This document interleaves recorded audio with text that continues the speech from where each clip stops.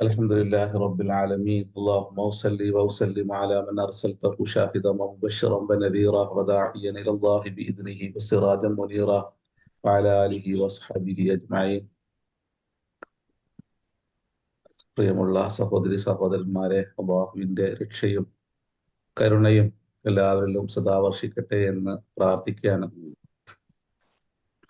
നമ്മൾ കഴിഞ്ഞ ആഴ്ച 19-ാമത്തെ ആയത്തുമായി ബന്ധപ്പെട്ട ഫല്യൻദുർ അയ്യുഹാ അസ്കാ ത്വആമൻ ഫല്യഅതികും ബിറിസ്ഖിൻ മിൻഹു എന്ന ആ ഭാഗത്തെയാണ് വിശദീകരിച്ചത്. നമ്മള് സത്യവിശ്വാസികളെ നമ്മുടെ ഭൂമിയിൽ നമ്മൾ ജീവിക്കുന്ന ഇടത്ത് കള്ളന്മാരും കൊള്ളക്കാരും മോഷ്ടാക്കളുമെല്ലാമായി ചിത്രീകരിക്കുന്ന ഒരു പുതിയ സാഹചര്യം നിലനിൽക്കുന്നുണ്ട്. അപ്പൊ അതിനെതിരെ ഞങ്ങൾ അത്തരക്കാരല്ല എന്നും വിശുദ്ധമായത് മാത്രമേ ഭക്ഷിക്കുകയും ഉടുക്കുകയും വിശുദ്ധമായ ഇടങ്ങളിൽ മാത്രമേ സാഷ്ടാംഗം നമിക്കുകയും ചെയ്യുകയുള്ളൂ എന്ന ഒരു വലിയ സത്യം സാധാരണക്കാരായ ഭൂരിപക്ഷത്തോട് നമ്മൾ നിരന്തരം പറയേണ്ടതുണ്ട് എന്ന വിഷയം പറഞ്ഞാണ് നമ്മൾ കഴിഞ്ഞ ആഴ്ച അവസാനിപ്പിച്ചത്. അല്ലാഹു മനുഷ്യന്റെ മനസ്സറിയുന്ന, അവന്റെ ഹൃദയത്തിന്റെ തുടിപ്പറിയുന്ന പ്രപഞ്ചനാഥൻ പറഞ്ഞുകൊണ്ടിരിക്കുന്ന ഓരോ കാര്യങ്ങളും നമ്മുടെ സാഹചര്യങ്ങളുമായിട്ട് നമ്മൾ ചേർത്ത് വെക്കുമ്പോൾ ഇതെല്ലാം തന്നെ ഇപ്പോഴ് നമുക്ക് അവതരിച്ചു കൊണ്ടിരിക്കുന്ന വചനങ്ങളായി നമുക്ക് ഇന്നിങ്ങനെ തോന്നുകയാണ്. ഇവിടെ ശുദ്ധമാവേണ്ടത്, അത് കഴിഞ്ഞ് ഭക്ഷണം കഴിച്ച് അള്ളാഹ്ക്ക് ശുക്ർ ചെയ്യേണ്ടതുണ്ട്. യാ അയ്യുഹല്ലദീന ആമനു കുലൂ മിൻ ത്വയ്യിബാതി മാ റസഖ്നാകും വഷ്കുറൂ ലില്ലാഹി ഇൻ കുൻതും ഇയ്യാഹു തഅ്ബുദൂൻ. അപ്പോ അള്ളാഹുവിന് നിങ്ങൾ കീഴ്പ്പെടുന്ന സമൂഹമാണെങ്കിൽ, കീഴ്പ്പെട്ടവരായി ജീവിക്കുന്നവരാണെങ്കിൽ നിങ്ങൾ ഭക്ഷണം കഴിച്ച് ശുദ്ധമായത് ഭക്ഷിച്ച് അള്ളാഹുവിന് നിങ്ങൾ ശുക്ർ ചെയ്യുക, നന്ദി പ്രകാശിപ്പിക്കണം. ആ നന്ദി പ്രകാശിപ്പിക്കുന്ന ഇടം ഏറെ വിശുദ്ധമായിരിക്കണം എന്ന വലിയ സന്ദേശവും അള്ളാഹു നൽകുന്നുണ്ട്. അതുകൊണ്ട് തന്നെ ഒരു അക്രമിയായ മനുഷ്യനാണ് ഒരു മസ്ജിദ് സാഷ്ടാംഗം നമിക്കാനുള്ള ഒരു ഇടം നിർമ്മിക്കുന്നതെങ്കിൽ അയാളുടെ മനോഭുറത്തിൽ പോലും അള്ളാഹു ഒരു തിന്മയുടെ അല്ലെങ്കിൽ അന്യായമായി നേടി എടുത്ത ഒന്നിൽ നിർമ്മിക്കാനുള്ള ഒരു മനോഗതി അയാളിൽ പോലും നിക്ഷേപിക്കുകയില്ല എന്നൊരു വലിയൊരു വസ്തുത നമ്മൾ കഴിഞ്ഞ ആഴ്ച പറഞ്ഞു വെച്ചു. അപ്പൊ ഇനി ഇവിടെ ഇവര് പറഞ്ഞതുപോലെ ഇനി ഭക്ഷണവുമായി ബന്ധപ്പെട്ടുള്ള ചർച്ചയിലേക്ക് വീണ്ടും നമുക്ക് ഒന്ന് തിരിച്ചു വരാം. നമ്മൾ സൂറത്ത് മാഇദയിലെ 2-3 ആയത്തുകൾ അതിന്റെ ഇടയിൽ നമ്മൾ പറഞ്ഞിരുന്നു. അതായത് യസ്അലൂനക മാദാ ഉഹില്ല ലഹും, അവര് ചോദിച്ചുകൊണ്ടിരിക്കുന്നു എന്താണ് അവർക്ക് അനുവദനീയമായിട്ടുള്ളത് എന്ന് അവർ ചോദിക്കുന്നു. അങ്ങയോട് അവർ ചോദിക്കും. അപ്പൊ പുൽ നബിയെ അങ്ങ് പറയണം, ഉഹില്ല ലക്കും ത്വയ്യിബാത്ത്, ത്വയ്യിബാത്ത് എല്ലാ ശുദ്ധമായതും നിങ്ങൾക്ക് അനുവദനീയമാണ് എന്ന് അങ്ങ് പറയുക. ആ ആയത്തിന്റെ അങ്ങനെ കുറച്ച് കാര്യങ്ങൾ ഇങ്ങനെ വമാ ഉല്ലിംതും മിനൽ ജവാരിഹി മുകല്ലിബീന തുഅല്ലിമൂന മിമ്മ അല്ലമക്കുമുല്ലാഹ് എന്ന് പറഞ്ഞിട്ട് പിന്നീട് അള്ളാഹു പറയുന്ന ചില ഭാഗങ്ങളുണ്ട്. അൽയൗമ ഉഹില്ല ലക്കും ത്വയ്യിബാത്തു, എല്ലാ ത്വയ്യിബായതും ഇന്നേ ദിവസം നിങ്ങൾക്ക് അള്ളാഹു അനുവദനീയമാക്കിയിരിക്കുന്നു, ഹലാലാക്കിയിരിക്കുന്നു. വത്വആമുല്ലദീന ഊതുൽ കിതാബ ഹില്ലുൽ ലക്കും വത്വആമുക്കും ഹില്ലുൽ ലഹും. വത്വആമുല്ലദീന ഊതുൽ കിതാബ, ഇതിന് മുമ്പ് വേദം നൽകിയ ആളുകളുടെ ഭക്ഷണം നിങ്ങൾക്ക് അനുവദനീയമാണ്. വത്വആമുക്കും ഹില്ലുൽ ലഹും, നിങ്ങളുടെ ഭക്ഷണം അവർക്കും അനുവദനീയമാണ്. നമ്മുടെ നാട്ടില് എല്ലാ വർഷവും വരുമ്പോ ഉണ്ടാകുന്ന ഒരു ചർച്ചയാണ്, ഈ ഭക്ഷണം തിന്നാൻ പറ്റുമോ, ആ ഭക്ഷണം തിന്നാൻ പറ്റുമോ എന്നുള്ള ചർച്ച. ഇന്നും അവസാനിക്കാത്തൊരു സമസ്യയായി അതിങ്ങനെ നീണ്ടുപോവുകയാണ്. എന്തുകൊണ്ടാണ് ഈ രൂപത്തിലുള്ള ചർച്ചകള് ഓരോ ആഘോഷ ദിനങ്ങള് മാറി മറിയുമ്പോഴുണ്ടാകുന്നത്? നമ്മള് ഗൗരവത്തിൽ ചിന്തിക്കേണ്ടതുണ്ട്. എന്നിട്ട് സമൂഹത്തിൽ അത് ഒരു ചർവിതമായി ഇങ്ങനെ നിൽക്കുകയും അതിന്റെ പേരിൽ ഈ ഉമ്മത്ത് ഇങ്ങനെ അപഹസിക്കപ്പെടുകയും ചെയ്യുന്ന ഒരു പ്രത്യേക സാഹചര്യം നമ്മൾ തന്നെ സ്വയം സൃഷ്ടിക്കുകയാണ്. പിന്നെ ആളുകൾ പല മുക്കിലും മൂലയിലും ഇരുന്ന് ചില ആളുകൾ ചില പ്രസ്താവനകൾ നടത്തിയിട്ട് സമൂഹത്തിൽ അതിങ്ങനെ ഒരു പ്രശ്നമാക്കി അതിങ്ങനെ നിർത്തുകയാണ്. ആരൊക്കെയാണ് അതിന്റെ പിറകിലുള്ളത് എന്ന് നമുക്കറിയില്ല. എന്നാലും സമൂഹത്തിൽ ഇത്തരത്തിലുള്ള ഒരു പ്രശ്നം മുസ്ലിങ്ങളിൽ ഇങ്ങനെയാണ് എന്നുള്ള ഒരു ചർച്ച സജീവമായി നിർത്താനുള്ള എന്തോ ചില തന്ത്രങ്ങളിലുള്ളത് പോലെയാണ് നമുക്ക് എല്ലാ വർഷവും തോന്നുക. ഇതിനെല്ലാം ചില കാരണങ്ങളുണ്ട്. എന്തുകൊണ്ടാണ് ഇത്തരം ആഘോഷ ദിനങ്ങൾ വരുമ്പോൾ മാത്രം ഈ ചർച്ചകൾ വരുന്നത്? ഒന്ന്, മുസ്ലിം ഉമ്മത്തിന് ഈ ഹറാമ് ഹലാല് വിഷയത്തില് ശരിയായ ഒരു നിലപാട് ഇന്നും പണ്ഡിതന്മാർക്ക് പോലും സ്വീകരിക്കാൻ കഴിഞ്ഞിട്ടില്ല. അത് എന്തുകൊണ്ടാണെന്ന് വെച്ചാല് സത്യവിശ്വാസികള് സത്യത്തില് ഒരു സമൂഹത്തിൽ ജീവിക്കുമ്പോഴേ ആ സമൂഹത്തോട് അള്ളാഹുവിനെ കുറിച്ചുള്ള ആ ബോധനം നിരന്തരം നടത്തിക്കൊണ്ടിരിക്കുന്ന സമൂഹമാണെങ്കിൽ മാത്രമേ ഇത്തരം സാഹചര്യങ്ങളിലെല്ലാം അവരെ കുറിച്ചുള്ള വ്യക്തമായ ഒരു കാഴ്ചപ്പാട് സമൂഹത്തിന് ഉണ്ടാവുള്ളൂ. നമ്മൾ പടച്ച തമ്പുരാനെ കുറിച്ച് പറയാതിരിക്കുകയും അള്ളാഹുവിന്റെ ഹുക്കുമുകളെ കുറിച്ച് മിണ്ടാതിരിക്കുകയും അത് ജീവിതത്തിൽ പാലിക്കാതിരിക്കുകയും ചെയ്യുന്ന സമൂഹമായിട്ട് മാറുന്നത് കൊണ്ടാണ് പലപ്പോഴും ഇത്തരം പ്രശ്നങ്ങൾ മാത്രം വരുമ്പോൾ ചില ആൾക്കാർ അവിടെ കയറി ഇരുന്നിട്ട് ഇതിനെക്കുറിച്ച് അങ്ങ് പറയും. എന്നാൽ ഭൂരിപക്ഷ സമൂഹം വിശ്വാസികളാണെന്ന് പറയുന്ന മുസ്ലിങ്ങളാണെന്ന് പറയുന്നവർക്കൊന്നും തന്നെ അതിനെക്കുറിച്ച് വ്യക്തമായ ധാരണയോ കാഴ്ചപ്പാടോ ഇല്ലാതെ പോവുകയും ചെയ്യുന്നത് കൊണ്ട് അത് ഈ രണ്ടു കൂട്ടർക്കിടയിൽ തന്നെ അതിന്റെ ശരിയും തെറ്റുകളും ഇങ്ങനെ പറഞ്ഞുകൊണ്ടേയിരിക്കും. അവരും അതിന്റെ ഇടയിൽ ഇടപെടും. ഇതിനെല്ലാം അടിസ്ഥാന കാരണം നമ്മൾ ഈ പറഞ്ഞതാണ്. അഥവാ അള്ളാഹുവിനെ കുറിച്ചുള്ള നിരന്തരമുള്ള ചർച്ചകൾ, പ്രത്യേകിച്ച് ഒരു ഷിർക്കിയൻ സമൂഹത്തിൽ ബഹുദൈവാരാധകരായ ഒരു സമൂഹത്തിൽ ജീവിക്കുമ്പോൾ അവരുടെ സൃഷ്ടാവിനെ കുറിച്ച് റബ്ബി റബ്ബുക്കും എന്ന് അള്ളാഹു പറയുന്നുണ്ടല്ലോ. അവർ മനസ്സിലാക്കുന്നത് ഇവരുടെ എന്തോ സംഗതിയാണ് ഞങ്ങളോട് പറഞ്ഞുകൊണ്ടിരിക്കുന്നത്, ഇവരുടെ മതത്തെക്കുറിച്ചുള്ള സംഗതിയാണ് പറഞ്ഞുകൊണ്ടിരിക്കുന്നത്, ഇവരുടെ മതത്തിലുള്ള നിയമങ്ങളെ കുറിച്ചാണ് പറഞ്ഞുകൊണ്ടിരിക്കുന്നത് എന്നുള്ളതാണ്. അപ്പൊ നമ്മൾ മുമ്പ് പറഞ്ഞിട്ടുണ്ട്, ഇതിന്റെ ആമുഖത്തിൽ പറഞ്ഞിട്ടുണ്ട്, അമ്പിയാക്കന്മാരുടെ പ്രവാചകന്മാരുടെ റിസാലത്തിനെ അവര് അള്ളാഹുവിൽ നിന്നും സ്വീകരിച്ച് വഹി സ്വീകരിച്ച് സമൂഹത്തിന് വേണ്ടി അവതരിപ്പിക്കുന്ന, മനുഷ്യർക്ക് വേണ്ടി അവര് അവതരിപ്പിച്ചുകൊണ്ടിരിക്കുന്ന സന്ദേശങ്ങളെ ഒരു മതം എന്ന് പറയുന്ന ഇന്ന് ഇസ്ലാമുമായി അത് ചേർത്ത് വെക്കുമ്പോൾ ഒരു ഭീകരതയുടെ, ഒരു പേടിപ്പെടുത്തലിന്റെ അടയാളമായിട്ട് മാത്രം ആ വാക്കിനെ കാണുന്ന ഒരു പുതിയ ലോകത്ത് അദ്ദീൻ എന്ന വാക്കിന്റെ മതം എന്ന് പറഞ്ഞിട്ട് അർത്ഥം പറയരുത് എന്ന് നമ്മൾ ഇതിന്റെ ആമുഖത്തിൽ പറഞ്ഞിട്ടുണ്ട്. നമുക്ക് ആർക്കും ഇന്നും അത് ബോധ്യപ്പെട്ടിട്ടില്ല.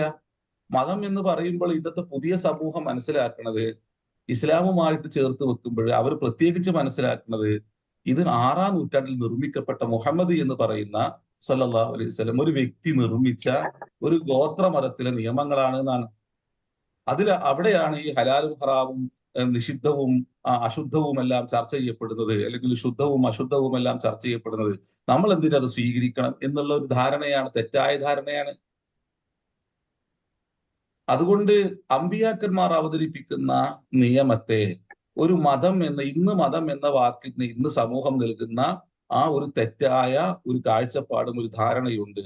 അതിലേക്ക് അമ്പിയാക്കന്മാർ റിസാലത്തിനെ വലിച്ചെടുക്കുന്നത് ഇമാം ഷഹറാവി പറയുന്നത് പോലെ അദ്ദീൻ എന്നത് അള്ളാഹുവിന്റെ നിയമമാണ്, അള്ളാഹുവിന്റെ ഹുക്കുമാണ്. ആ ഹുക്കുമിനെ അറബിയിൽ പരിചയപ്പെടുത്താൻ ഉപയോഗിക്കുന്ന ഒരു വാക്കാണ് അദ്ദീൻ എന്നുള്ളത്. അതുകൊണ്ട് പൊതു ഇടങ്ങളിൽ അതിന് തോഅത്ത് എന്ന വാക്കുകൊണ്ട് മാത്രമേ അർത്ഥം പറയാൻ പാടുള്ളൂ. പ്രവാചകന്മാരാരും ഇവിടെ മതം പറയാൻ വേണ്ടി വന്നതല്ല.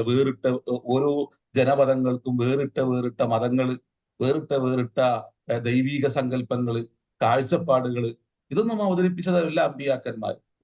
ഒരു ഏക സ്രോതസ്സിൽ നിന്നും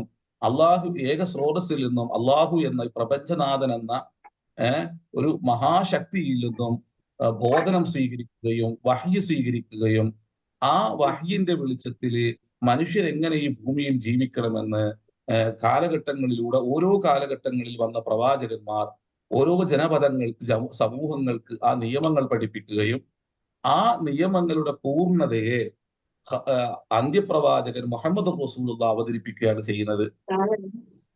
അതുകൊണ്ടാണ് മുഹമ്മദ് റസൂലുള്ള അമ്പിയാക്കന്മാർക്കിടയിലുള്ള ഗാഢമായ ബന്ധത്തെ മനോഹരമായ ഒരു വിശദീകരണം കൊണ്ട് വ്യാഖ്യാനിക്കുന്നത് റസൂലുള്ള.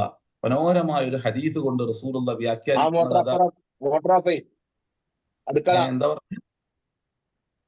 ഹലോ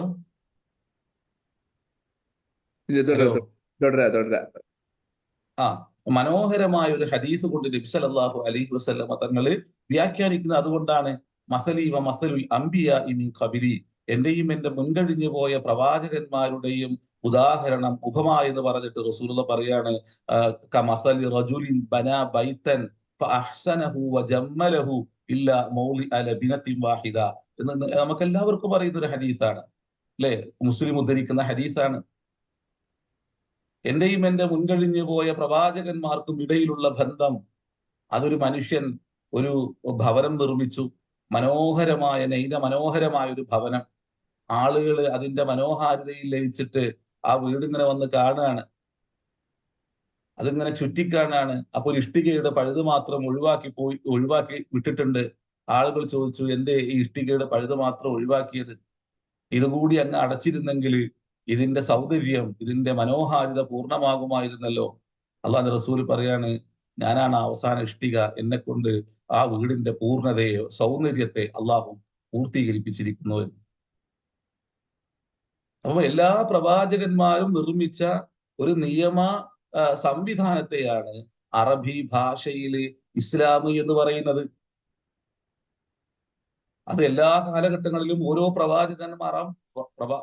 കാലഘട്ടങ്ങളിലും ഓരോ പ്രവാചകന്മാർ അവരവരുടെ ഭാഷയിൽ ആ നിയമ സംഹിതയെ അവതരിപ്പിച്ചു. മുഹമ്മദ് റസൂലുള്ളാഹിയിലേക്ക് എത്തുമ്പോൾ അറബി ഭാഷയിൽ സംസാരിച്ച പ്രവാചകൻ കാലഘട്ടങ്ങളിലൂടെ പ്രവാചകന്മാർ അവതരിപ്പിച്ചു പോന്ന ആ ഒരു നിയമ വ്യവസ്ഥിതിയെ ഇസ്ലാം എന്ന വാക്കുകൊണ്ടാണ് പരിചയപ്പെടുത്തിയത്. ഇസ്ലാം എന്ന വാക്കിന് അതിന്റെ ഭാഷാർത്ഥം സമർപ്പണമെന്നും വേദാർത്ഥം പ്രപഞ്ചനാഥനിൽ നിന്നുള്ള, സർവേശ്വരനിൽ നിന്നുള്ള ജീവിത നിയമ സംവിധാനമെന്നുമാണ്. നമ്മൾ ഇങ്ങനെ ശുദ്ധമായി വ്യക്തമായി മനുഷ്യർക്ക് ബോധ്യപ്പെടുന്ന രൂപത്തിൽ ഇതിനെ പറഞ്ഞു കൊടുക്കണം. ഇത് ഒരു പ്രത്യേക കാലഘട്ടങ്ങളിൽ വന്ന് ലോകത്തോട് ഏതെങ്കിലും ഒരു പ്രത്യേക ഗോത്രമതം നിർമ്മിച്ച് പറഞ്ഞതല്ല. പ്രത്യേകിച്ച് നിരീശ്വരവാദികളെല്ലാം തന്നെ ശക്തമായി പറഞ്ഞുകൊണ്ടിരിക്കുന്ന ഒന്നാണ്, ഇതൊരു ഗോത്രമതമാണ്. ഈ മതം എന്നുള്ള വാക്കിനെ വളരെ അപകടം പിടിച്ചൊരു വാക്കായി ഇന്ന് ചിത്രീകരിക്കുകയാണ്.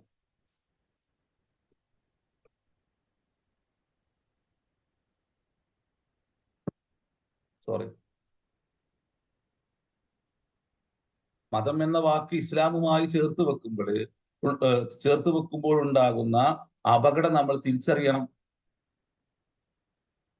പുതിയ ലോകത്തെ വീക്ഷിക്കുകയും കാണുകയും അതിന്റെ പ്രശ്നങ്ങളെ നന്നായി വിലയിരുത്തുകയും ചെയ്ത ഷറാവിയെ പോലെയുള്ള പണ്ഡിതന്മാരെല്ലാം ഇത് മനസ്സിലാക്കുകയും അങ്ങനെ വിശുദ്ധ ഖുർആനെ വ്യാഖ്യാനിക്കുന്നിടത്ത് അവർ അദീൻ എന്ന വാക്കിന് വ്യത്യസ്തങ്ങളായ ഇടങ്ങളിൽ അതിനനുസരിച്ചുള്ള അദീൻ എന്ന വാക്ക് വരുന്ന ഇടങ്ങളിൽ, വിശുദ്ധ ഖുർആനിൽ വരുന്ന ഇടങ്ങളിൽ അവിടെ പരാമർശിക്കപ്പെടുന്ന വിഷയങ്ങളുമായിട്ട് മാത്രമാണ് അർത്ഥം പറഞ്ഞത്. ഇപ്പൊ നമ്മളിപ്പോ സൂറത്തുൽ മാഇദയിലെ ഈ ആയത്തിന്റെ തുടക്കം എങ്ങനെയാണ് നിങ്ങളൊന്ന് നോക്കി. സൂറത്തുൽ മാഇദയില് നമ്മൾ എപ്പോഴും പറയുന്ന ചില വിഷയങ്ങൾ അല്ലാഹു എടുത്തു പറയുന്നുണ്ട്. എന്താണ്? എല്ലാവരും തെറ്റായിട്ട് അർത്ഥം പറഞ്ഞു പോകുന്ന ഒരു ഭാഗമുണ്ട്. ഹുർറിമത്ത് അലൈക്കുമുൽ മൈത്തത്തു വദ്ദമു വലഹ്മുൽ ഖിൻസീരി വമാ ഉഹില്ല ലിഗൈരില്ലാഹി ബിഹി, പിന്നെ വൽ മുൻഖനിഖത്തു ല്ലേ, വൽ മൗഖൂദത്തു വൽ മുതറദ്ദിയത്തു വൻ നതീഹത്തു വമാ അകല സ്സബഉ ഇല്ലാ മാ ദക്കൈതു വമാ ദുബിഹ അലൻ നുസുബി വഅൻ തസ്തഖ്സിമു ബിൽ അസ്ലാം ذلكم فسق اليوم يئس الذين كفروا من دينكم فلا تخشوهم واخشوني اليوم أكملت لكم دينكم وأتممت عليكم نعمتي ورضيت لكم الإسلام دينا. അപ്പൊ ഇവിടെ രണ്ടിടങ്ങളിൽ അള്ളാഹു അദ്ദീൻ എന്ന് ഉപയോഗിച്ചു. അൽയൗമ അക്മൽതു ലക്കും ദീനക്കും വഅത്മംതു അലൈക്കും, നിയമങ്ങളെ അള്ളാഹുവിൽ നിന്നുള്ള ജീവിത നിയമങ്ങളെ ഇന്നേ ദിവസം നിങ്ങൾക്ക് നാം പൂർത്തീകരിപ്പിച്ചു തന്നിരിക്കുന്നു എന്നാണ് ശരിക്കും അവിടെ അർത്ഥം പറയേണ്ടത്. അപ്പൊ എന്തുകൊണ്ടാണ് അവിടെ നിയമം എന്ന അർത്ഥം പറയുന്നത്? അവിടെ അദ്ദീൻ എന്ന വാക്കിന് അവിടെ ഹലാല് ഹറാമുമായി ബന്ധപ്പെട്ട ചർച്ചകൾ നടത്തുന്നു എന്നുള്ളതാണ്. ഈ വിഷയം പറഞ്ഞതിന് ശേഷമാണ് നമ്മളിപ്പോ നേരത്തെ ഓതി വെച്ച യസ്അലൂനക മാദാ ഉഹില്ല ലഹും എന്ന് പറയുന്ന ആയത്ത് തുടങ്ങുന്നത്. ആ ആയത്തിന് ശേഷമാണ് അൽയൗമ ഉഹില്ല ലക്കും ത്വയ്യിബാത്തു വത്വആമുൽ ലദീന ഊതുൽ കിതാബ ഹില്ലുൽ ലക്കും വത്വആമുക്കും ഹില്ലുൽ ലഹും എന്ന് പറയുന്ന ആയത്ത് വരുന്നത്. അപ്പൊ നിങ്ങൾ നോക്കി എത്ര അടുക്കടുക്കായി വിഷയങ്ങൾ അള്ളാഹു പറഞ്ഞു പോകുന്നു. അപ്പോൾ നമ്മൾ പറയും ഈ ഇസ്ലാമതത്തിൽ എന്ന് പറയുമ്പോൾ ഈ മതം എന്ന വാക്കിനെ സമൂഹം കാണുന്ന ഒരു കാഴ്ചയുണ്ട്. ആ വാക്ക് കേൾക്കുമ്പോൾ അവരുടെ ചിന്തയിലേക്ക് വരുന്ന ചില തെറ്റായ ധാരണകളുണ്ട്. ആ ധാരണകൾ നമ്മൾ തന്നെ മതം മതം എന്ന് പറഞ്ഞ് ഊട്ടിയുറപ്പിക്കുകയാണ്. അപ്പൊ നമ്മൾ അത് തിരിച്ചറിഞ്ഞിട്ട് അള്ളാഹുവിൽ നിന്നുള്ള ജീവിതമാണ്, ഈ പ്രപഞ്ചനാഥനിൽ നിന്നും മനുഷ്യർക്ക് നൽകിയ ജീവിത നിയമമാണിത്. എന്ത് തിന്നണം, എന്ത് തിന്നരുത്, ഏതെല്ലാം നിഷിദ്ധമാണ്, ഏതെല്ലാം അനുവദനീയമാണ് എന്നുള്ള ചർച്ച മനുഷ്യനെ സൃഷ്ടിച്ച് അവന്റെ ജീവിതത്തിന്റെ നന്മയും തിന്മയും അറിയുന്ന, അതിന്റെ ശരിയും തെറ്റും അറിയുന്ന പ്രപഞ്ചനാഥൻ മനുഷ്യനെ പഠിപ്പിക്കുന്ന, ബോധ്യപ്പെടുത്തുന്ന അള്ളാഹിന്റെ നിയമമാണ് എന്ന് മനുഷ്യർക്ക് നമ്മൾ പറഞ്ഞു കൊടുക്കണം. അതോടൊപ്പം തന്നെ അള്ളാഹു എന്നുള്ള ആ വാക്ക് കേൾക്കുമ്പോൾ ഉണ്ടാകുന്ന തെറ്റിദ്ധാരണയെ തിരുത്തി കൊടുക്കണം. ഒരു മുസ്ലിം ആരാണ് എന്ന് വെച്ചാൽ ഇന്ന് സമൂഹം മനസ്സിലാക്കുന്നത് അറബി പേരിട്ടോരും താടി വെച്ചോരും തുപ്പി വെച്ചോരും നീളം കുപ്പായിട്ടോരും ആണ് എന്നാണ്. അങ്ങനെ അറബി പേരും തൊപ്പി വെക്കലും നീളം കുപ്പായം ധരിക്കലും എല്ലാമാണ് ഒരാൾ മുസ്ലിം എന്ന് പറയുന്നതിന് അർഹനാകുന്നതെങ്കിൽ മുഹമ്മദ് റസൂലുള്ളാന്റെ മണ്ണിൽ ഒരു പണി മുഹമ്മദ് നബിക്ക് ഉണ്ടാകൂല എന്ന് ബോധ്യപ്പെടുത്തി കൊടുക്കണം. കാരണം എല്ലാവരുടെ പേരും അറബി പേരും, എല്ലാവർക്കും തുപ്പിയും നീളം താടിയും തലപ്പാവും നീളം കുപ്പായലുള്ള ഒരു സമൂഹമായിരുന്നു, ഒരു അറബി പേരുള്ള സമൂഹമായിരുന്നു. അവിടെ അള്ളാഹിന്റെ നിയമങ്ങൾക്ക് കീഴ്പ്പെടാൻ വേണ്ടിയിട്ട് ഒരു സമൂഹത്തോട് പ്രവാചകൻ ആവശ്യപ്പെട്ടപ്പോഴേ പ്രവാചകന്റെ കൂടെ നിന്ന അബ്ദുള്ളമാരും കൂടി ആ കൂട്ടത്തിൽ നിന്ന് ഉമർമാരും ഉസ്മാനും ത്വൽഹയും സുബൈറും എല്ലാം ഉണ്ടായിരുന്നു. ഇതേ പേരുള്ളവർ പ്രവാചകന്റെ എതിർപക്ഷത്തും ഉണ്ടായിരുന്നു. ഇവരുടെ രൂപഭാവങ്ങളെ പോലെ തന്നെ അതേ രൂപഭാവങ്ങൾ പേറിയവരായിരുന്നു എതിർപക്ഷത്തുണ്ടായിരുന്നത്. അപ്പൊ പേരോ രൂപമോ ഭാഷയോ ഒന്നുമല്ല ഒരാളെ മുസ്ലിം പടച്ചോന് കീഴ്പ്പെട്ടവനാക്കുന്നത്. മറിച്ച് ആ പ്രപഞ്ചനാഥനിൽ നിന്നുള്ള ജീവിത നിയമങ്ങളെ ജീവിതത്തിൽ പൂർണ്ണമായി പാലിക്കുകയും സത്യവും നീതിയും ധർമ്മവും പുലർത്തുകയും ഉടുക്കുന്നതിലും കുടിക്കുന്നതിലും ഭക്ഷിക്കുന്നതിലും ശുദ്ധമായത് ഭക്ഷിക്കുകയും ദൈവപ്രീതിക്ക് വേണ്ടി മാത്രം ജീവിക്കുകയും മാംസങ്ങൾ ഭക്ഷിക്കുമ്പോൾ ദൈവം അറുക്കാൻ കൽപ്പിച്ചത് അറുക്കുകയും രക്തം ഒഴിവാക്കി ശുദ്ധമാക്കി ഭക്ഷിക്കുകയും ചെയ്യുന്ന, അങ്ങനെ ദൈവത്തിന്റെ കൽപ്പനകളെ എല്ലാം തന്നെ, അള്ളാഹുവിന്റെ കൽപ്പനകളെ ജീവിതത്തിൽ പാലിക്കുന്ന ഒരു വ്യക്തി, അവർ രാമനോ ജോർജോ മുഹമ്മദോ ആരോ ആകാം. പേരല്ല അടിസ്ഥാനം, നാടല്ല അടിസ്ഥാനം. ഇങ്ങനെ പറഞ്ഞ് അള്ളാഹിന്റെ നിയമത്തെ അവതരിപ്പിക്കണം, നിരന്തരം പറഞ്ഞുകൊണ്ടിരിക്കണം. നമ്മളിപ്പോ എന്താന്ന് വെച്ചാല് നമ്മളെ സമൂഹത്തിൽ ജീവിക്കുകയാണ്, എന്തെങ്കിലും ആഘോഷങ്ങൾ വരും അപ്പോൾ തുടങ്ങും, എല്ലാവരും കൂടി അങ്ങ് തുടങ്ങും. അപ്പൊ അത് തീർച്ചയായിട്ടും വിശ്വാകും. നായകന്മാര് പോലും പടച്ചോനെ പരിചയപ്പെടുത്തുന്നില്ലല്ലോ. നമ്മളെ നാടിന്റെ എല്ലാം അടിസ്ഥാന പ്രശ്നം അതാണ്. നമ്മളെ തിരിയാത്ത, അല്ലെങ്കിൽ അമ്പിയാക്കന്മാരെ റിസാലത്ത് ഇന്നവരെ മനസ്സിലാക്കാൻ കഴിയാത്ത, അതിന്റെ വിശുദ്ധിയും അതിന്റെ ഈ രൂപത്തിലുള്ള മാനവികതയും ദൈവീകമായ ബന്ധവുമെല്ലാം തന്നെ മനസ്സിലാക്കാത്ത വലിയൊരു സമൂഹം രൂപപ്പെട്ടിരിക്കുന്നു എന്നുള്ളതാണ് നമ്മളെല്ലാം സംബന്ധിച്ചിടത്തോളം പേടിപ്പെടുത്തുന്ന ഒരു വലിയൊരു സംഗതി. നമ്മുടെ ചുറ്റുപാടുകളെ കുറിച്ച് ഒരു ചിന്തയില്ലല്ലോ. അവരുടെ ആഖിറത്തെ കുറിച്ച് നമുക്ക് ഒരു സങ്കടവും ഇല്ല, നമ്മളെ കുറിച്ചുള്ള സങ്കടവും ഇല്ല. എന്നിട്ടാണ് നമ്മൾ ഇത്തരം വിഷയം വരുമ്പോൾ അങ്ങോട്ട് പറയാ ആഖിറുണ്ട്, അള്ളാഹു ഇതിനെ കുറിച്ചെല്ലാം ചോദ്യം ചെയ്യപ്പെടും എന്നുള്ള നാവ് കൊണ്ട് പറയല്ലേ. നമ്മളെ കർമ്മത്തിലേക്ക് നോക്കിക്കഴിഞ്ഞാലോ, ആഖിറുണ്ട് എന്ന് പറയുന്നവന്റെ കർമ്മത്തിലേക്ക് നോക്കിക്കഴിഞ്ഞാല് അവൻ കള്ളമാണ് പറയുന്നത് എന്ന് നമുക്ക് തിരിയും. അവന്റെ ഓരോ ഇടപെടലുകള്, അവന്റെ മറ്റു സംവിധാനങ്ങള്, അവന്റെ വാക്കുകള്, പ്രവർത്തികള്, അതിനുശേഷമുള്ള അവന്റെ ഓരോ ചലനങ്ങളും ആഖിറമില്ല എന്നാണ് ഇവന്റെ മനസ്സ് പറയുന്നത് എന്ന് നമുക്കത് ബോധ്യപ്പെടുത്തരും. അപ്പൊ കളവ് പറയും, ചതിക്കും, വഞ്ചിക്കും, എല്ലാം നടത്തും. എന്നിട്ട് മറ്റുള്ളവനെ ബോധ്യപ്പെടുത്താൻ വേണ്ടിയിട്ട് അവൻ മധുരമായി ഖുർആനിൽ നിന്നും ഹദീസിൽ നിന്നും കുറച്ച് വാക്കുകളിൽ ഇങ്ങനെ പറയും. അപ്പൊ നമ്മളൊരു സമൂഹത്തിൽ ജീവിക്കുമ്പോഴേ ആ സമൂഹത്തോട് നിരന്തരം പറഞ്ഞുകൊണ്ടിരിക്കണം അവരുടെ റബ്ബിനെ കുറിച്ച്, അവരുടെ പരിപാലകനായ നാഥനെ കുറിച്ച്. ആ നാഥന്റെ നിയമങ്ങൾക്ക് കീഴ്പ്പെടേണ്ടതിന്റെ, ജീവിതത്തിൽ പടച്ച തമ്പുരാന്റെ നിയമങ്ങൾ അനുശാസിക്കേണ്ടതിന്റെ ആവശ്യകതയെ നിരന്തരം പറയുന്ന ഒരു സമൂഹത്തിന് മാത്രമേ ആദരവും ബഹുമാനം ഉണ്ടാവുകയുള്ളൂ. നമ്മളത് പറഞ്ഞ ആദരവ് ഉണ്ടാവില്ല എന്നാ വിചാരിക്കുന്നത്. നമ്മള് അവർക്കിടയിൽ ജീവിക്കുമ്പോൾ, അവരോട് ആ നിയമങ്ങളെ കുറിച്ച് പറഞ്ഞുകൊണ്ടിരിക്കുമ്പോൾ അവർക്ക് അത്തരം ഇടങ്ങൾ വരുമ്പോൾ അവർ നമ്മളോട് ഏറ്റവും മാന്യമായ സമീപനേക്കാളും സ്വീകരിക്കുക. ഇന്നത് പറയാതിരിക്കുകയും ചിലയിടങ്ങളിൽ മാത്രം അതിനെ കൊണ്ടുവന്നിട്ട് ഇങ്ങനെ ചില ചർച്ചകളിൽ വേണ്ടാത്ത ചർച്ചകൾ നമ്മൾ നടത്തുമ്പോൾ ഉണ്ടാകുന്ന അപകടമാണ്. അതിനാൽ കഴിക്കേണ്ടതും കഴിക്കാൻ പാടില്ലാത്തതുമായ വിഷയങ്ങള് നമ്മൾ നിരന്തരം ചർച്ചയ്ക്ക് വിധേയമാക്കിക്കൊണ്ടിരിക്കണം. ആളുകൾ ഉപദേശിച്ചുകൊണ്ടേയിരിക്കണം. ഓനോട് പറയണം അത് കഴിക്കരുത്, ഇത് കഴിക്കരുത്, അത് നിങ്ങളുടെ ശരീരത്തിന് അത് അപകടമായിരിക്കും. നമ്മളെ സൃഷ്ടിച്ചവന് മാത്രമാണ് അത് അറിയുന്നവൻ. അതുകൊണ്ടാണ് അത് പറയുന്നത്. ഇത് മതത്തിന്റെ നിയമമല്ല. ഇത് കാലഘട്ടങ്ങളിലൂടെ ദൈവത്തിൽ നിന്നും പ്രവാചകന്മാർ അവതരിപ്പിച്ച ദൈവീകമായ നിയമങ്ങളുടെ ഭാഗമാണിത് എന്ന് പറഞ്ഞുകൊണ്ട് ശുദ്ധമായി നമ്മൾ അവതരിപ്പിക്കണം. അപ്പം മാത്രമേ ഓർക്കും തിരിയുള്ളൂ.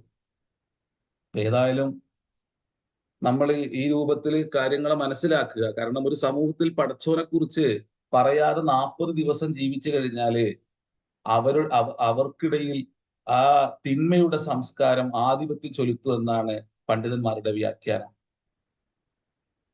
40 ദിവസം ജീവിച്ചാൽ അള്ളാഹിനെ കുറിച്ച് പറയാതെ ഒരു ഷിർക്ക് ചെയ്യുന്ന ഒരു സമൂഹത്തിൽ നമ്മൾ ജീവിച്ചു കഴിഞ്ഞാല് നമ്മൾ അറിയാതെ നമ്മിൽ ആ സംസ്കാരം കയറി വരുന്നാണ് പണ്ഡിതന്മാർ പഠിപ്പിക്കുന്നത്. എനിക്ക് തോന്നുന്നു നമുക്ക് 40 ദിവസത്തിനൊന്നും ആവശ്യമല്ല. അതിന്റെ മുമ്പ് തന്നെ അതെല്ലാം തന്നെ നമ്മിൽ കടന്നുകൂടും. നമ്മൾ അതിനോടെല്ലാം സമരസപ്പെടുകയും ചെയ്യും. ഇതെല്ലാം സമരസപ്പെട്ടതിന് ശേഷം പിന്നീട് നമ്മൾ ചിലതെല്ലാം ചില കോണിൽ നിന്ന് ആളുകൾ പറഞ്ഞുകൊണ്ടിരിക്കുകയും ചെയ്യും. അപ്പൊ നമ്മൾ അള്ളാഹിനെ കുറിച്ച് നിരന്തരം പറഞ്ഞുകൊണ്ടിരിക്കുക. പടച്ച തമ്പുരാന്റെ നിയമങ്ങളെ കുറിച്ച് നന്നായി പറഞ്ഞുകൊണ്ടിരിക്കുക. ആളുകളെ അവരുടെ നാഥനിലേക്ക് ക്ഷണിച്ചുകൊണ്ടിരിക്കുക. അപ്പോ ഈ പ്രശ്നങ്ങൾക്കെല്ലാം തന്നെ ഒരു അന്ത്യമുണ്ടാകും. അള്ളാഹു അവന്റെ കാരുണ്യം കൊണ്ട് നമ്മളെ സഹായിക്കുകയും ചെയ്യും. ഏതായാലും ഹറാമ് ഹലാല് വിഷയത്തിൽ ഇപ്പോഴേ വളരെ ചുരുക്കി പറയാനുള്ളൊരു വിഷയം അതാണ്. അപ്പൊ ഏതായാലും നമ്മൾ ആ വിഷയം അവസാനിപ്പിക്കുകയാണ്. അപ്പോ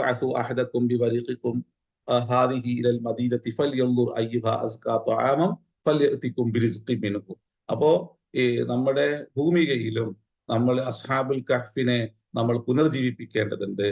നമ്മൾ ഇന്ന് വളരെ സങ്കീർണമായ ഒരു സാഹചര്യത്തിലൂടെ കടന്നു പോകുമ്പോൾ ഏത് സാഹചര്യത്തിലും അള്ളാഹുവിന്റെ നിയമങ്ങൾക്ക് കീഴ്പ്പെട്ടും അള്ളാഹുവിന്റെ കൽപ്പനകളെ പൂർണ്ണമായി അനുസരിച്ചും ജീവിക്കേണ്ടതിന്റെ ആവശ്യകതയെ അസ്ഹാബുൽ കഹ്ഫ് നമ്മെ ബോധ്യപ്പെടുത്തുന്നു.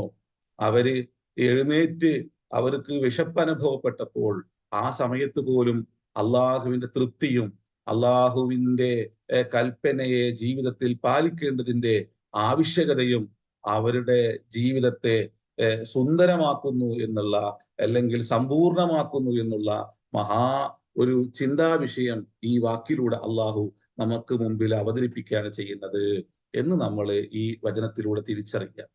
എന്നിട്ട് അവർ പറയാണ് വലിയ തലത്തഫ്, വളരെ സൂക്ഷിച്ചായിരിക്കണം ഒരു കാൽവെപ്പ് നടത്തേണ്ടത്.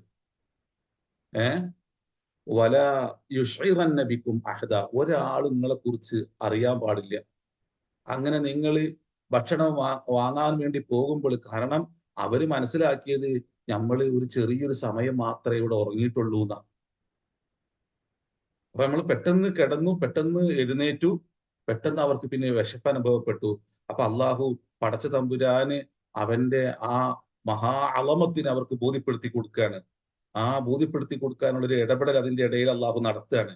അതുകൊണ്ട് ഒരു പട്ടണത്തിലേക്ക് പോകാന് ഒരു നായകൻ അവരിൽ ഒരു വ്യക്തിനോട് പറയുന്നു. അവര് ഭക്ഷണത്തിനായിട്ട് പോകുമ്പോൾ ആ നായകൻ തന്നെ അവർ ഉപദേശിക്കുകയാണ്, വലിയ തലത്തഫ്, ഓരോ കാൽവെപ്പും സൂക്ഷ്മമായി വെക്കണം. വലാ യുഷ്ഇറന്ന ബിക്കും അഹദ, ആരും നിങ്ങൾ അറിയാൻ പാടില്ല. കാരണം ചുറ്റുള്ളവരാരാണ്? അക്രമികളാണ്. ളുൽമ് കാണിക്കുന്ന, ഷിർക്ക് ജീവിതത്തിൽ വന്നു കഴിഞ്ഞാൽ പിന്നീട് ഉണ്ടാകുന്ന അക്രമ മനോഭാവമുണ്ട്. ആ മനോഭാവം പുലർത്തിയ ഒരു സമൂഹമാണ് നമുക്ക് ചുറ്റുള്ളത്. അപ്പൊ നിങ്ങൾ അറിഞ്ഞു കഴിഞ്ഞാൽ വലിയ പ്രശ്നമാകും. ഇന്നഹും യൽഹറു അലൈക്കും, അവർ നിങ്ങളെ കണ്ടാൽ, അവർ നിങ്ങളെ കുറിച്ച് അറിഞ്ഞാൽ, എറുജുമൂക്കും, അവർ നിങ്ങളെ കല്ലെറിഞ്ഞു കൊല്ലും. ഔ യുഈദൂക്കും ഫീ മില്ലത്തിഹിം, അല്ലെങ്കിൽ അവരുടെ നിയമ സംവിധാനത്തിലേക്ക്. അവിടെ മതം എന്ന് പറയുന്നത് തെറ്റില്ല, അത് നിർമ്മിക്കപ്പെട്ട ഒന്നാണ്. അതിലേക്ക് നിങ്ങളെ അവർ മടക്കിക്കൊണ്ടുപോകും. ഫലൻ തുഫ്ലിഹു ഇദൻ അബദ. അങ്ങനെങ്ങാനും സംഭവിച്ചാൽ നിങ്ങൾ ഒരിക്കലും വിജയിക്കൂലട്ടോ. ഒരു നായകന്റെ വർത്താനം നോക്കിക്കാൻ നിങ്ങൾ. ജാലുമാര് അവരുടെ അക്രമവീര്യങ്ങളെ പ്രകടിപ്പിക്കുന്ന ഒരു സാഹചര്യത്തിൽ നായകന്മാരുടെ ഈമാനിക ബോധം അത് ഗാഠമായിരിക്കണം എന്ന് ഇവിടെ അള്ളാഹു പഠിപ്പിക്കുകയാണ്. നമ്മൾ അസ്ഹാബുൽ കഹ്ഫിനെ കുറിച്ച് പറഞ്ഞു പോയിട്ട് തന്നെ പറഞ്ഞിട്ടുണ്ട്, ഒരു ചെറിയ കൂട്ടമാണെങ്കിലും ആ കൂട്ടത്തിന് ഇവർക്കിടയിൽ ഒരു നായകനുണ്ട്. പക്ഷെ അവരുടെ ആ ഈമാന്റെ പൂർണ്ണതയെ അവതരിപ്പിക്കുമ്പോൾ അവിടെ ബഹുവചനം കൊണ്ടുവന്ന് എല്ലാവരെയും അതിൽ അള്ളാഹു ഉൾപ്പെടുത്തുന്നു എന്നുണ്ടെങ്കിലും ഒരു നായകൻ അതിൻ്റെ ഇടയിൽ നിന്ന് സംസാരിച്ചു കൊണ്ടിരിക്കുന്നത്. നല്ല കാഴ്ചപ്പാടുള്ള, ദീർഘവീക്ഷണമുള്ള, അള്ളാഹുവിന്റെ നിയമങ്ങളെ കുറിച്ചും അവന്റെ വിധിവിലക്കുകളെ കുറിച്ചുമെല്ലാം അഗാധമായ ജ്ഞാനമുള്ള, അള്ളാഹുവിൽ രൂഢമൂലമായ വിശ്വാസവും പേടിയും അവനോടുള്ള കാരുണ്യവും എല്ലാം നിറഞ്ഞു നിൽക്കുന്ന ഒരു നായകന്റെ ഈമാനിക ബോധം നമുക്കിവിടെ കാണാൻ പറ്റും. നായകന്മാര് നശിച്ചോ സമൂഹം നശിക്കും. റസൂലുള്ള പറയുന്നത് പോലെ ഈ സമൂഹത്തിലെ 2 വിഭാഗം ശരിയായി കഴിഞ്ഞാൽ ഈ സമൂഹം നന്നാകും. അവര് ചീത്തയായോ ഈ സമൂഹം ചീത്തയാകും. അവര് അൽ ഉലമാ വൽ ഉമറാ, അവർ പണ്ഡിതന്മാരും അവർക്ക് താഴെ ഈ സമൂഹത്തെ കൈകാര്യം ചെയ്യുന്ന ഉമറാക്കളുമാണ് എന്ന് റസൂലുള്ള പറയുന്നുണ്ടല്ലോ. ഇവര് നശിച്ചു കഴിഞ്ഞാൽ പിന്നെ സമൂഹം നശിച്ചു. കാഴ്ചപ്പാടില്ലാത്ത, ദീർഘവീക്ഷണമില്ലാത്ത, ഉപയോഗിക്കുന്ന വാക്കുകളിൽ സൂക്ഷ്മതയില്ലാത്ത നായകന്മാര് എന്തിന്റെങ്കിലും പേരിലെല്ലാം അധികാരം നൽകിയിട്ട് അവരെ മുന്നോട്ട് വെച്ചു കഴിഞ്ഞാൽ അവർ ഈ സമൂഹത്തിൽ കുഴപ്പങ്ങളും ഈ സമൂഹത്തിൽ ഛിദ്രതയും ഈ സമൂഹത്തിന്റെ ഈമാനിക വീര്യത്തെ തകർക്കുന്നവരായിട്ട് മാറും. ഇന്ന് നമ്മളിൽ കാണുന്ന അപകടം അതാണ്. അസ്ഹാബുൽ കഹ്ഫിനെ എന്തിനാ നമ്മൾ വായിക്കുന്നത്? അവരുടെ ഈമാനിനെ നമ്മൾ സ്വീകരിക്കുവാൻ. പ്രതിസന്ധികൾ നിറഞ്ഞ ഭൂമികയിൽ അവിടെ ഷിർക്കിന്റെയും കുഫറിന്റെയും കല്ലുകളും മുള്ളുകളും കുത്തിക്കൊണ്ടിരിക്കുമ്പോൾ അവിടെ സ്വീകരിക്കേണ്ട നിലപാട് എന്തായിരിക്കണമെന്ന് അള്ളാഹു ഇവരെ വെച്ചുകൊണ്ട് നമ്മളെ പഠിപ്പിക്കുകയാണ്. ഇന്ന് ചുറ്റും ആ ഷിർക്കിന്റെയും കുഫറിന്റെയും ക്രൂരമ്പുകൾ അത് ഒരു വിശ്വാസിക്ക് നേരെ എല്ലാ ശക്തിയും ഉപയോഗിച്ച് എയ്തുകൊണ്ടിരിക്കുമ്പോൾ അവിടെ നായകന്മാര് പറയേണ്ട വർത്തമാനമല്ല പറഞ്ഞുകൊണ്ടിരിക്കുന്നത്.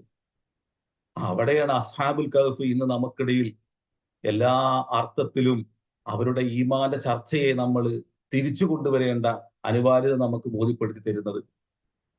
നായകന് പറയാണ്, ഇന്നഹും ഈ യൽഹറു അലൈക്കും യർജുമൂക്കും ഔ യുഈദൂക്കും.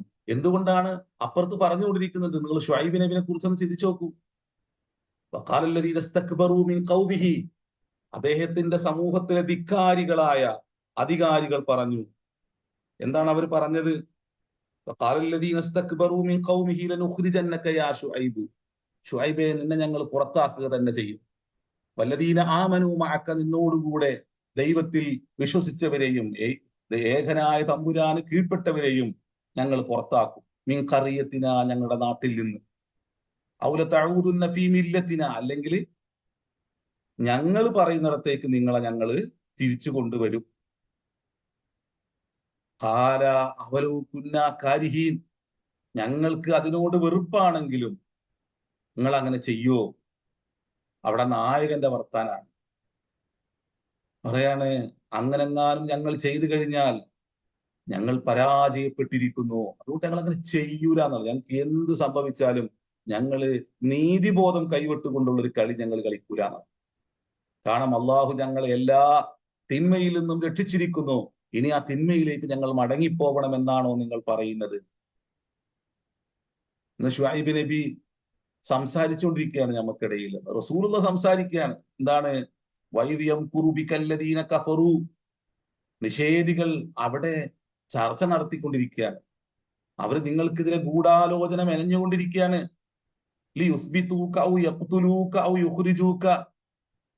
അല്ലേ?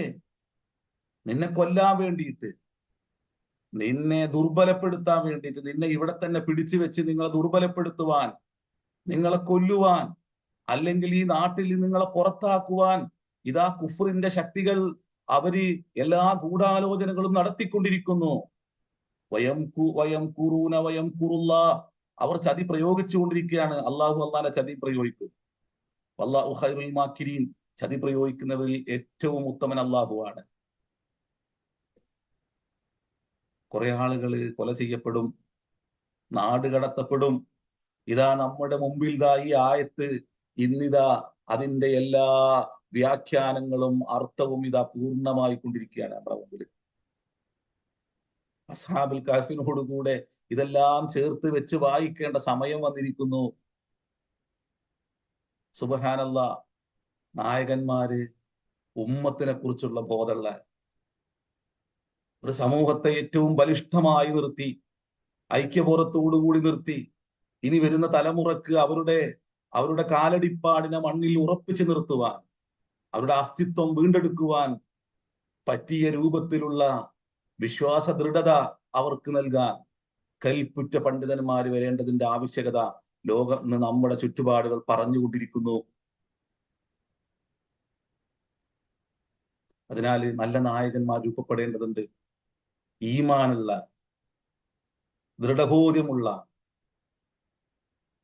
സമൂഹത്തെക്കുറിച്ചുള്ള കാഴ്ചപ്പാടുള്ള, ഭാവി തലമുറകളെ കുറിച്ചുള്ള ചിന്തയുള്ള, എല്ലാ അഭിപ്രായ വ്യത്യാസങ്ങളും വെടിഞ്ഞ് നിലനിൽപ്പിന് വേണ്ടിയിട്ട് കാര്യങ്ങളെ നീക്കുന്ന, കാണുന്ന, അതിനു വേണ്ടി തയ്യാറെടുപ്പുകൾ നടത്തുന്ന ഒരു നല്ല രാജ്യത്തും സമൂഹത്തിലും ശാന്തിയും സമാധാനവും സുരക്ഷയും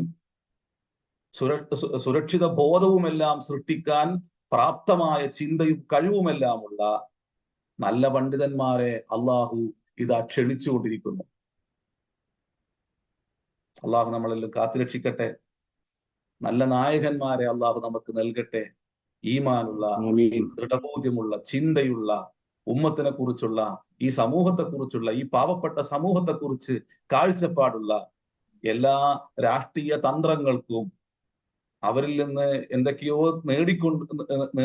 കിട്ടുമെന്ന ബോധ്യേനെ അഭിമാനങ്ങൾ പണയം വെച്ചുകൊണ്ടുള്ള, ഇസ്സത്ത് പണയം വെച്ചുകൊണ്ടുള്ള കളികൾ കളിക്കുന്ന നായകന്മാരിൽ നിന്നെല്ലാം ഈ ഉമ്മത്തിനെ രക്ഷിച്ച് നല്ല ശക്തരായ നായകന്മാരിലൂടെ ഈ ഉമ്മത്തിന്റെ അഭിമാനത്തെയും ഈ ഉമ്മത്തിന്റെ ഈമാനിക ദൃഢതയെയും അള്ളാഹു സംരക്ഷിക്കട്ടെ എന്ന് അള്ളാഹുവിനോട് നമുക്ക് പ്രാർത്ഥിക്കാം.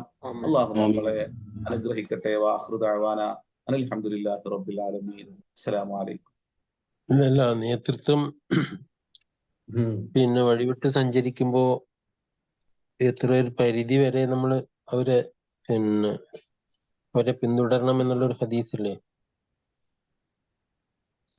നേതൃത്വം അത് നമ്മളെ താല്പര്യം ഉമ്മത്തിന്റെ താല്പര്യത്തിനനുസരിച്ചോ അല്ലെങ്കിൽ ദീനിനെതിരായിട്ടോ പിന്നെ അതിൽ നിന്ന് അകന്ന് പോയിക്കൊണ്ടിരിക്കുമ്പോ ഒരു പരിധി വരെ അവരെ അനുസരിച്ച്, ഹദീസ് ഞാൻ ഓർക്കുന്നില്ല, അല്ലെങ്കിൽ എന്റെ ഓർമ്മയിലില്ല, അങ്ങനെ ഒരു എന്നുള്ള ഇത്തരങ്ങൾ ഉദ്ദേശിക്കുന്നത് അല്ലേ? അല്ല, എല്ലാവർക്കും തിരിയുന്നുണ്ടല്ലോ അല്ലെ? ഇപ്പൊ കാര്യങ്ങളെല്ലാം മനസ്സിലാകുന്നുണ്ടല്ലോ, ചുറ്റുപാടുകളിലല്ലോ, അതിനെ കുറിച്ചുള്ള ചർച്ചകളെല്ലാം ഇവിടുന്നെല്ലാം വരുന്നതും വിലയിരുത്തുന്നതെല്ലാം നമ്മൾ കാണുന്നുണ്ടല്ലോ.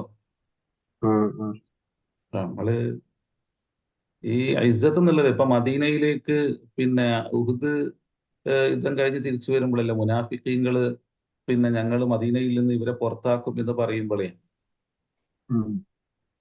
അള്ളാഹു അവർക്ക് കൊടുക്കുന്ന മറുപടി വലില്ലാഹിൽ ഇസ്സത്തു വലി റസൂലിഹി വലിൽ മുഅ്മിനീൻ.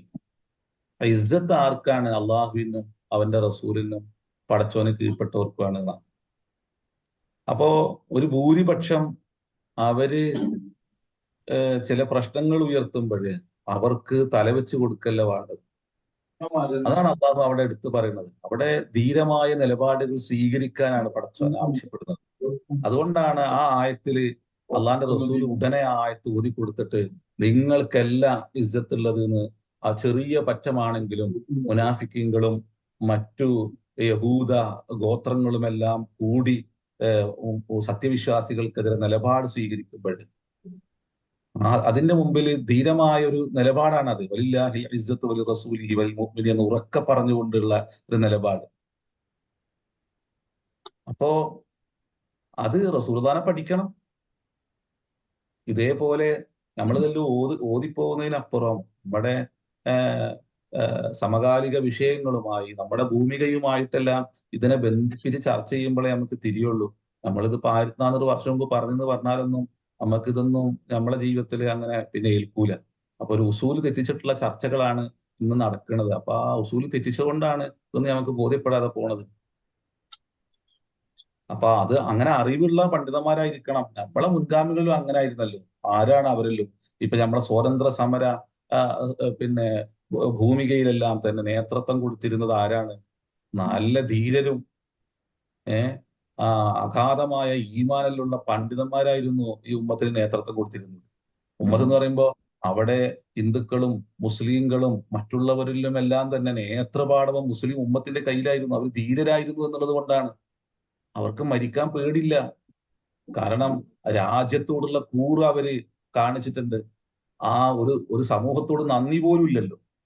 രക്തം കൊടുത്ത് ആ രാജ്യത്തിന് വേണ്ടിയിട്ട് രക്തം കൊടുക്കുകയും ഒരു രാജ്യത്തിന്റെ വീണ്ടെടുപ്പിന് വേണ്ടിയിട്ട് ജീവൻ നൽകുകയും ചെയ്ത ഒരു സമൂഹത്തിന്റെ പകൽ പോലെയുള്ള ചിത്രങ്ങൾ മുമ്പിൽ നിൽക്കുമ്പോൾ സ്വതന്ത്രമായി വിഹരിക്കാൻ രക്തം കൊടുത്തൊരു സമൂഹത്തോട് കാട്ടുന്ന അനീതിയെ മുമ്പിൽ വെച്ചുകൊണ്ട് സംസാരിക്കാൻ പോലും അതിന്റെ പിന്മുറക്കാർ കഴിയുന്നില്ല എന്നുള്ളതിൽ എത്ര അപജയാണ് ഈ യുദ്ധത്തിന്റെ. നന്ദി കെട്ടവർ ആരാണ് എന്നാണ് വിളിച്ചു പറയേണ്ടത്. അതിനുള്ള ആർജവം പോലും കാണിക്കുന്നില്ലല്ലോ എന്നുള്ളതാണല്ലോ. ഓ ആ രൂപത്തിലുള്ള നായകന്മാരിൽ ഉണ്ടായി വരണം. ഈ പണ്ഡിതന്മാര് പിന്നെ വഴിവെച്ച ജനങ്ങളെ കുടുക്കിലാക്കുകയാണല്ലോ. പല രൂപത്തിലുള്ള പ്രശ്നങ്ങൾ നമ്മൾ വരുമ്പോൾ പലരോടും ചർച്ച ചെയ്യുമ്പോൾ പല അഭിപ്രായങ്ങളാണ് കിട്ടുന്നത്. അപ്പൊ ഈ സാധാരണക്കാരായ ആളുകൾ ഇതില് അകപ്പാട് ആശയക്കുഴപ്പത്തിലായി പോവാണ്. അപ്പൊ നമുക്ക് ശരിയായ വഴി കിട്ടണം എന്നുണ്ടെങ്കിൽ നല്ല പണ്ഡിതന്മാരെ കണ്ടെത്തേണ്ടതുണ്ടല്ലോ. അപ്പൊ ഇങ്ങനെയുള്ള സാഹചര്യങ്ങളില് സാധാരണക്കാരെന്തെങ്കിലും തെറ്റ് ചെയ്തിട്ടുണ്ടെങ്കിൽ അവര് ശിക്ഷിക്കപ്പെടുമോ? നമുക്ക് ശരിയാണെന്ന് തോന്നണം നമ്മൾ അംഗീകരിക്കുക എന്നുള്ളത് പറ്റൂലല്ലോ. കാരണം നമുക്ക് കൂടുതലായിട്ട് അതിനെ കുറിച്ച് അറിവില്ലാത്ത സ്ഥിതിക്ക് നമ്മൾ എന്താണ് അതിന് ചെയ്യേണ്ടത് എന്നുള്ളത് പറഞ്ഞു തന്നാൽ നല്ലതായിരിക്കും. ഇതിൽ ഇനിയിപ്പോ പറയാനൊന്നുമില്ല. ഇതിലിപ്പോ ഒരു പിടിവള്ളി വിട്ടുപോയ ഒരു പ്രത്യേക സാഹചര്യമാണ്. ഇപ്പൊ നിങ്ങളല്ലേ ഇപ്പൊ ഈ ചോദ്യം ചോദിച്ചത്. നിങ്ങളെ കുറിച്ച് ഖുർആന് ഒരു ചർച്ച നടത്തുന്നുണ്ട്. നിങ്ങളെ കുറിച്ച് എന്ന് പറയുമ്പോഴേ സ്ത്രീകളെ കുറിച്ചുള്ള ചർച്ച നടക്കുന്നുണ്ട്. ഞാൻ എപ്പോഴും പറയുന്ന ഒരു വിഷയമാണ്. അതായത് ഹിജ്റയുടെ വഴിയിലാണ് സൂറത്ത് ഖസസ് അവതരിക്കുന്നത്. അത് നബി സല്ലല്ലാഹു അലൈഹി വസല്ലമ തങ്ങൾക്ക് ചരിത്ര ബോധം നൽകുകയാണ് ചെയ്യുന്നത്. അള്ളാഹു നമ്മളിത് പറഞ്ഞോന്ന് എനിക്കറിയില്ല. ഒരു ചരിത്രത്തിന്റെ പുനരാവർത്തനം നടക്കാൻ വേണ്ടി പോകുന്നു എന്ന് അള്ളാഹു പരിശുദ്ധ റസൂലിനെ ബോധ്യപ്പെടുത്തുകയാണ് സൂറത്ത് ഖസസിലൂടെ. അപ്പൊ നബി സല്ലല്ലാഹു അലൈഹി വസല്ലം നാടും വീടും വിട്ട് ഒരു കുഫ്രിന്റെ ശക്തികൾ റസൂലുള്ളാഹിനെ പ്രയാസപ്പെടുത്തി നാട്ടിൽ നിന്ന് ഓട്ടിക്കുന്ന സാഹചര്യം വരുന്നു. റസൂലുള്ളാഹി ഹിജ്റ പോകുന്നു. ആ ഹിജ്റയുടെ വഴിയിൽ ശൂന്യമായ ഒരു മനസ്സിലേക്ക് ചരിത്രത്തിന്റെ എല്ലാ പാഠങ്ങളും പകർന്നു നൽകിയിട്ട് വീര്യം നൽകുകയാണ് അള്ളാഹുവിന്റെ റസൂൽ ചെയ്യുന്നത് സൂറത്ത് ഖസസിലൂടെ. അപ്പോ അവിടെ ഫറോവയുടെ ക്രൂരതകളെ കുറിച്ചാണ് പറഞ്ഞു തുടങ്ങുന്നത്. ഫറോവ ഇന്ന ഫിർഔന അലാ ഫിൽ അർളി വജഅല അഹ്ലഹാ ശിയഅൻ. ഫിർഔന് മഹാ അക്രമിയായിരിക്കുന്നു. അല എന്ന് പറഞ്ഞാല് അലാ വുസറാഇഹി വറഇയ്യതിഹി, പ്രജകൾക്ക് മുകളിലും അദ്ദേഹത്തിന്റെ കൂടെ തന്നെയുള്ള ഭരണകേന്ദ്രത്തിലെ മറ്റു മന്ത്രിമാർക്ക് മുകളിൽ പോലും ഏകാധിപതിയായി മാറിയിരിക്കുന്നു എന്നാണ്. അതാണ് അതിന് മുഫസ്സിരീങ്ങൾ നൽകുന്ന അർത്ഥം. എന്നിട്ട് ആ സമൂഹത്തെ ദുർബലപ്പെടുത്തിയിരിക്കുന്നു, കക്ഷികളാക്കി മാറ്റിയിരിക്കുന്നു. ആ ക്രൂരതയെക്കുറിച്ച് ഇങ്ങനെ എണ്ണിപ്പറയാണ് അള്ളാഹു. അയാളുടെ ആ കിബറിന്റെ, അഹങ്കാരത്തിന്റെ ആ മൂർത്തഭാവത്തെ അള്ളാഹു അവതരിപ്പിക്കുകയാണ്. അതിനുശേഷം ഔഹൈന ഇലാ ഉമ്മി മൂസ അള്ളാഹു പറയുന്നു. അവിടെ മുഫസ്സിരീങ്ങൾ പ്രത്യേകിച്ച് ഇമാം ഷഅറാവി പറയുന്നുണ്ട്, ഫിർഔന്റെ ക്രൂരതയുമായിട്ട് എന്തിനാണ് ഒരു സ്ത്രീയെ ബന്ധിപ്പിച്ചത്? ഔഹൈന ഇലാ ഉമ്മി മൂസ.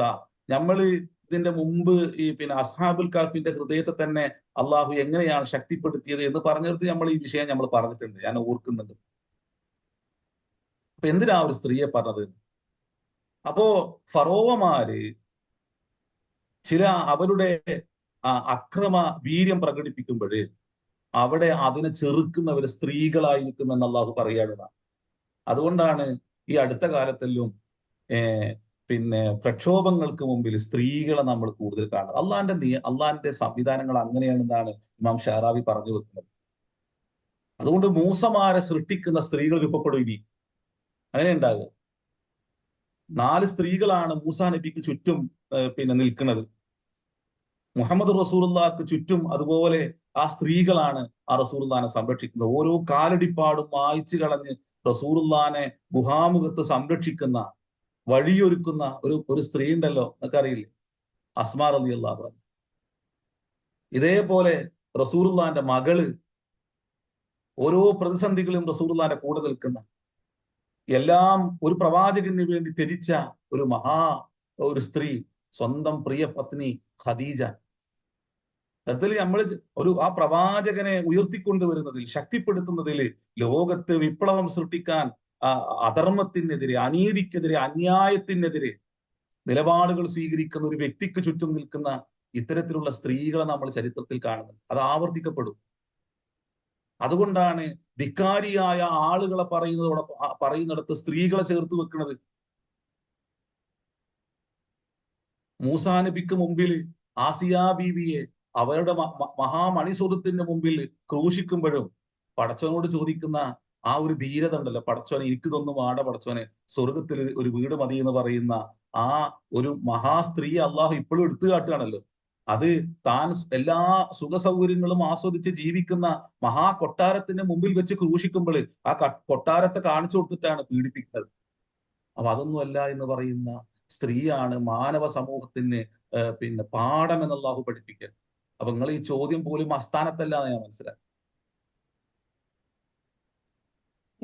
അത് അവർക്കാണ് നിർദ്ദേശം കൊടുക്കാന് പ്രവാചകൻ ഉണ്ടായിരുന്നു കൂടെ. അതുകൊണ്ട് അവർക്ക് ഏത് രൂപത്തിൽ പ്രവർത്തിക്കണം, ഏത് രൂപത്തിൽ മുന്നോട്ട് പോകണം എന്ന് അറിയിക്കാൻ. അപ്പൊ ഇന്നത്തെ സാഹചര്യത്തിൽ നമുക്ക് ഖുർആനും ഹദീസും ആണെങ്കിൽ പോലും അത് പറഞ്ഞു തരുന്ന പണ്ഡിതന്മാര് വഴിതെറ്റി പോകുമ്പോ അതില് ഏത് രൂപത്തിൽ നമ്മൾ പെരുമാറണം, എങ്ങനെ മുന്നോട്ട് പോകണം എന്നുള്ളതാണ്. അതൊരു പ്രതിസന്ധി ഉണ്ടാകുമ്പോഴേ ഒരു പ്രതിസന്ധി രൂപപ്പെടും ഇനി. കാരണം നമ്മൾ ഒരു നിയമത്തിൽ നിന്ന് വ്യതിചലിച്ചു പോകുമ്പോഴേ അള്ളാന്റെ ഇടപെടൽ കൂടി ഉണ്ടാവും. ഒന്ന് നമ്മളെ അടിച്ച് അള്ളാഹു നമ്മളെ പാകപ്പെടുത്തും. ആ പാകപ്പെടുത്തുന്ന സമയത്ത് അതിന്റെ ഇടയിൽ ഇതിന്റെ എല്ലാ സത്തയും ഉൾക്കൊണ്ട ഒരു നായകൻ ആ സമയത്ത് അള്ളാഹു കൊണ്ടുവരും. അത് അള്ളാന്റെ ഒരു സുന്നത്താണ്. അത് പടച്ച തമ്പുരാന്റെ ഒരു അനിവാര്യമായ ഭൗതികമായ ഒരു സുന്നത്തിന്റെ ഭാഗമാണ്.